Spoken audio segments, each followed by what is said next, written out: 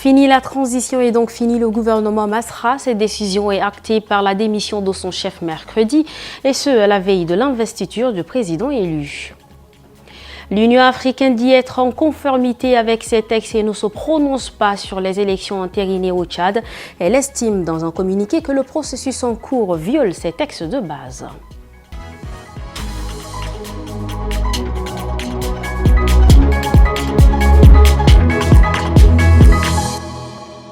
Ici 19h45, bonsoir et bienvenue si vous nous rejoignez. Investiture du président élu Mahamat Idriss Déby Itno, des délégations étrangères sont accueillies ce soir à l'aéroport international Hassan Diamous de N'Djamena. Parmi elles, on note l'arrivée du président mauritanien Mohamed Ould El Ghazouani, le premier ministre du Niger, Ali Mahaman Lamine Zeiji arrive, Brice Oligui Nguema, président du Gabon, comme eux, d'autres chefs d'État et de gouvernement sont attendus pour cette cérémonie. Mahamat Idriss Déby sera investi dans quelques heures président de la Ve République. À la veille de cette cérémonie qui réunira des chefs d'État, l'Union africaine fait part de sa position relative à cette élection. Elle reproche au Tchad le non-respect des textes de base du Conseil paix et sécurité de l'organisation et son non-implication dans le processus de transition et de retour à l'ordre constitutionnel. D'ici quelques heures, Mahamat Idriss Déby Itno sera investi président de la République du Tchad. Une cérémonie solennelle que l'Union africaine risque de ne pas prendre part. Dans un communiqué paru ce 20 mai, l'organisation africaine dit avoir clarifié sa position sur le Tchad. Elle reproche au pouvoir de transition de N'Djamena de ne pas avoir respecté scrupuleusement les garde-fous établis par le Conseil paix et sécurité dès le début de la transition. L'Union africaine est absente ou s'est absentée du processus électoral et le processus ne respecte pas les principes de base, les textes de l'Union africaine. Et c'est pour cela que l'Union africaine ne se sent pas concernée par ce processus et elle n'a pas communiqué sur ce processus.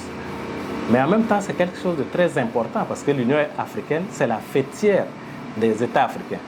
Donc, quand l'Union africaine, presque implicitement, rejette un processus, c'est quelque chose qu'il faudrait considérer.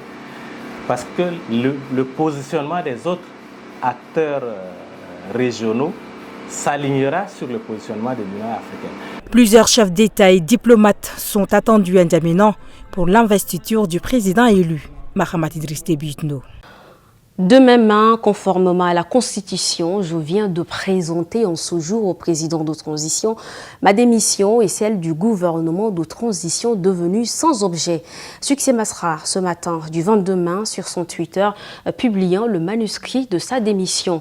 Le Premier ministre termine ainsi sa course et celle de son gouvernement après 5 mois de travail. On écoute une fois de plus Rassom Arjumlila. C'est presque en toute discrétion qu'il a regagné N'Djamena le 3 novembre 2023. Un retour au pays rendu possible grâce à la signature d'un accord de principe entre lui et le président de transition, Mahamat Idriss Déby Itno. À N'Djamena, après une année d'exil, suite à la manifestation du 20 octobre reprimée dans le sang, le leader du parti Les Transformateurs est devenu Premier ministre. Une nomination qui a fait grand bruit parmi les opposants. Comme première action, le 3e Premier ministre de transition promet de ramener les élèves en classe après des mois de grève des enseignants. La seule obsession que nous devons avoir tous aujourd'hui, remettons les enfants à l'école et nous les cadres, nous les adultes, nous allons dialoguer, trouver nos solutions. Une fois que les enfants sont en sécurité, et la meilleure des sécurités pour un enfant, c'est justement d'aller à l'école pour éliminer l'obscurité de son esprit et pour ouvrir ses horizons. Ça, c'est la meilleure chose qu'on peut donner à nos enfants. S'il parvient à surmonter cette crise, son gouvernement est contraint de prendre des mesures drastiques et d'augmenter le prix du carburant à la pompe. Une spéculation que les Tchadiens ont très mal digérée. Sans grande surprise, il annonce sa candidature à la présidentielle. Après l'élection référendaire, fortement boycottée par ses anciens pairs opposants. À l'issue de la présidentielle du CIMA, Mahamat Idriss Déby Itno est confirmé vainqueur avec 61% des voix par le Conseil constitutionnel. Et Succès Masra, lui, est arrivé deuxième avec un score de 18,54%. Malgré qu'il ait réclamé la victoire du scrutin, le candidat de la coalition Justice et Égalité a appelé ses militants à l'apaisement. Et Succès Masra, lui qui a remis sa démission ce matin au président élu, risque de briller par son absence à son investiture. 5 mois à la tête de la primature, il démissionne à la veille de l'investiture. Selon l'analyse faite par Enoch Djondang, politologue, le bilan global de ces 5 mois écoulés à la tête du gouvernement est à la fois positif et négatif. En extrait. Il aurait fallu que le Premier ministre Succès Masra puisse co-gérer le ministère des Finances, co-gérer celui qui s'occupe du dialogue social, c'est-à-dire la fonction publique.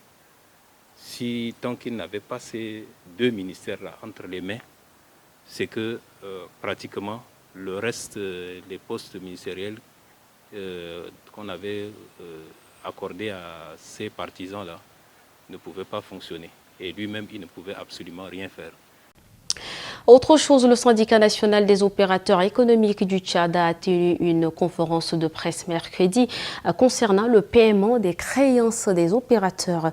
Le président du Sinopet a rappelé au président de la République qu'il doit tenir ses promesses faites pendant sa campagne électorale.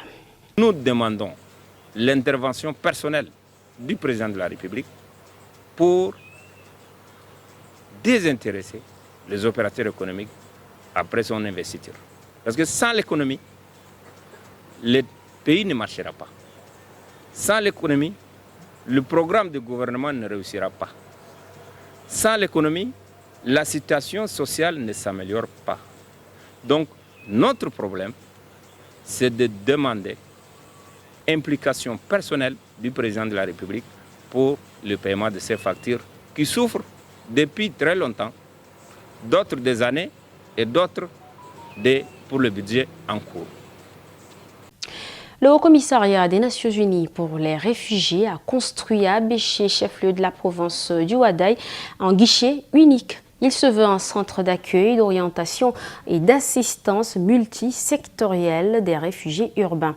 La mission sur le terrain poursuit sa course. Le récit d'Ondalé Paul, rendu par Yves Ismaël. Il concerne plus de 5000 réfugiés urbains centrafricains et soudanais. La création du guichet unique permet de regrouper tous les partenaires de protection et d'assistance en un seul lieu. Et lorsque les réfugiés ont un problème, ils se rendent au guichet unique et les partenaires disponibles les reçoivent, les orientent sur le paquet d'assistance disponible. Et pour l'heure, nous ne disposons pas d'un paquet complet d'assistance, mais nous mettons plus l'accent sur la santé, l'éducation, mais nous travaillons à compléter ensuite aussi avec les moyens de subsistance pour améliorer les conditions de vie des réfugiés en milieu urbain. Et donc, lors d'une réunion le 21 mai et qui a vu la participation de la représentante du HCR au Tchad, Laura Lo Castro, ces réfugiés ont exprimé les difficultés relatives à leurs soins de santé et à la prise en charge de leur famille. Eu égard des financements qui se raréfient, Laura Lo Castro appelle tout un chacun à la patience, tout en espérant que la situation s'améliore. Au crochet de cette édition, comment coopérer avec la population pour augmenter la couverture et améliorer la qualité du réseau dans les localités du Mayo-Kébi-Ouest. Pour répondre à cette interrogation, le directeur général de la compagnie téléphonie mobile Airtel Tchad, Dina Mahamat Amadou, est à Binder dans le Mayo-Kébi-Ouest. Et Médolina Sou et Yves Dangourbé nous en disent plus. Faciliter l'accès au réseau, améliorer sa qualité à travers l'implantation des antennes à Binder, mais aussi faire des dons de vivres et des forages d'eau. Tel est l'objectif de la visite du directeur général de la compagnie de la téléphonie mobile Airtel Tchad et sa délégation dans le Mayo-Kébi-Ouest. Aujourd'hui, nous avons fait don de quelques vivres aux plus nécessités. Nous avons fait don aussi de l'eau potable, que nous savons l'eau c'est la vie. Et nous avons aussi couvert certaines localités avec des antennes de télécommunications. Ça, ce n'est qu'un premier geste. Le fait qu'on est venu par voie terrestre, c'est aussi pour nous d'apprécier et de regarder quelles sont les autres localités qui nécessitent d'être couvertes. On en a découvert déjà sur notre chemin des très grandes localités qui ne sont pas couvertes. Donc, nous prenons un engagement ici. Certainement, on va revenir très bientôt pour couvrir ces localités-là. Quant aux autochtones de cette localité, cette visite est une porte qui s'ouvre dans le cadre communicationnel sur Binder et les villages environnants. Merci beaucoup. On remercie les DGRTL. On a nous donné de l'eau. Le réseau est disponible maintenant dans tous les arrondissements. Nous sommes tous fiers et de plus en plus, ce qui nous a vraiment fait encore alourdir à la fierté, le réseau ne couvrait pas tout le département. Et à l'arrivée du DG, nous sommes tous fiers d'avoir le réseau RTL en Brau et le réseau RTL en Boursou. Donc ça va couvrir toute l'étendue, peut-être on peut dire que l'étendue du territoire départemental. Une visite qui a permis au directeur général d'RTL Tchad de réitérer l'engagement de son institution d'être plus proche de la population de Binder. Et ainsi s'achève cette édition. Merci à vous, chers téléspectateurs, de l'avoir suivi.